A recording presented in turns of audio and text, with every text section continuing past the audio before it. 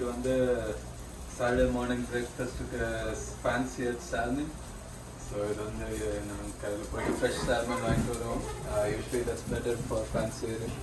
So இது வந்து மெயினாக சால்மன் வந்துட்டு இந்த ஸ்கின்னை கிறிஸ்ப் ஆக்குறது தான் கீ. அதுக்கப்புறம் ஓல்டனாகவும் ஆகக்கூடாது. அந்த கொஞ்சம் அந்த கரெக்டாக ஃபோர்க்கில் ப்ரெஸ் பண்ணிங்கன்னா அது பிரேக் ஆகும். ஸ்கின்னை கிறிஸ்பியானால் நல்லாயிருக்கும் சாப்பிட்றதுக்கு. ஸோ அதனால கொஞ்சம் பேன் நல்லா ஹீட் ஆனதுக்கப்புறம் you put it skin side first. அதுக்கப்புறம் வந்துட்டு கொஞ்சம் ப்ரெஸ் பண்ணுற மாதிரி ஒரு ஃபியூ மினிட்ஸ் விட்டுடணும்.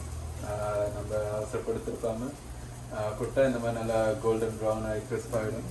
அதுக்கப்புறம் நீங்கள் திருப்பிட்டு ஒரு ஃபியூ மினிட்ஸ் விடணும். அப்புறம் depending on thickness of the salmon இங்கே உங்களுக்கு தெரியுது பார்த்தீங்களா, கொஞ்சம் நல்லா அந்த பிங்க்னஸ் வந்துடுச்சு. ஐ மீன் அந்த ரா இது கலர் போயிடுச்சு. So that means it's very much done. So you turn it off. அப்புறம் வந்து போர்ஷன்ஸ் கரெக்டாக கட் பண்ணி பிளேட்டில் வந்து ப்ரெசென்ட் பண்ணும்போது ஸ்கின் வந்து மேலே இருக்கணும். அப்போ தான் அந்த கிறிஸ்ப்னஸ் மெயின்டைன் ஆகும். அப்புறம் யூஸ்வலாக ஆஸ்பராகஸ் அப்புறம் அந்த மாதிரி சைட் டிஷ் வச்சு பண்ணிங்கன்னா நல்லாயிருக்கும். இதுதான் கரெக்டாக இருக்கும்.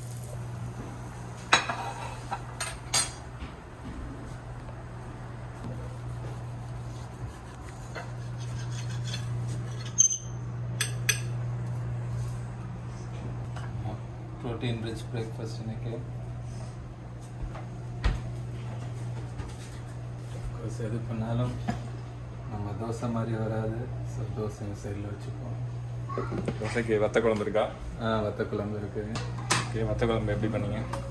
வத்த குழம்பு தெரியாத கொஸ்டின். ஓகே, சாட்டர்டே மார்னிங் இட்லியும் கறி குழம்பு மாதிரி வச்சுருக்கீங்க. ப்ளஸ் இங்கே மீன் இன்னைக்கு ஃபேன்சியர் சால்மன், அட்லாண்டிக் சால்மன். ஆமாம்.